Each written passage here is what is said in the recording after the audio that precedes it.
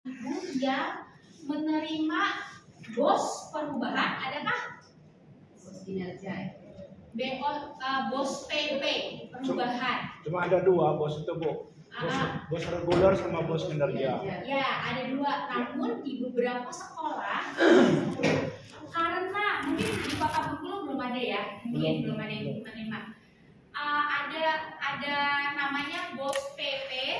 Jadi bantuan operasional satuan pendidikan perubahan, di mana mungkin untuk daerah-daerah yang mengalami bencana dan lain sebagainya, ya khusus daerah-daerah khusus itu mereka ada di mana di tengah-tengah kalau tidak salah sekitaran bulan Oktober atau September itu bisa mendapatkan lagi. Tapi ada syaratnya lagi, Bapak Ibu harus mengajukan misalnya penggunaan yang sebelumnya dan lain-lain. Ada cukup banyak. Tapi biasanya itu khusus sekolah-sekolah khusus. Seperti saya kemarin saya pikir sekolah cagar budaya juga dimungkinkan untuk dapat, gitu ternyata nggak ada ya. Saya kemarin saya tanyakan itu nggak ada, Bu. Di beberapa daerah sekolah mendapatkan bos perubahan. Jadi bisa mendapatkan tengah-tengah itu bisa dapat lagi gitu. Ada bos perubahan.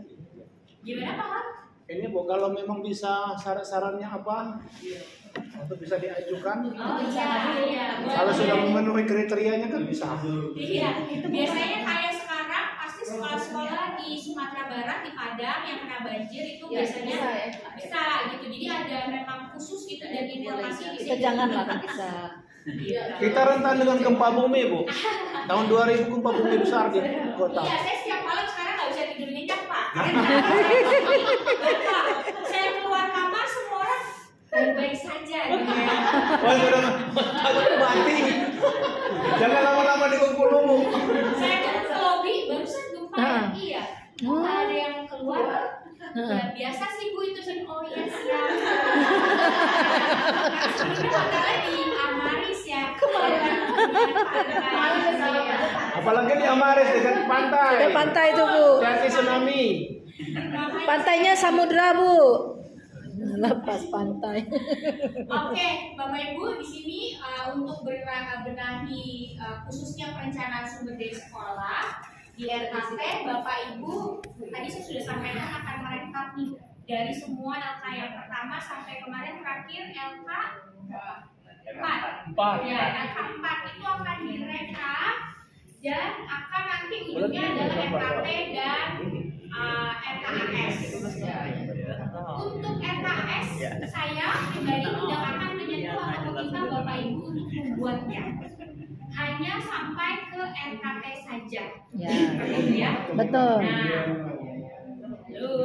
Nah, namun Bapak Ibu sebelum kita mulai membuat RKT dan RKS, kita mau beberapa kali saya mau memberikan Bapak Ibu beberapa aktivitas dulu sampai nyambung benar-benar dalam filosofinya kenapa kita butuh RKT.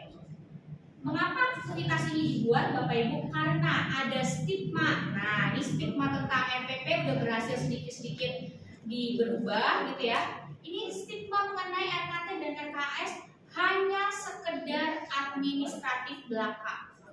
Ya, itu di seluruh Indonesia Bapak Ibu, bukan hanya di sini saja.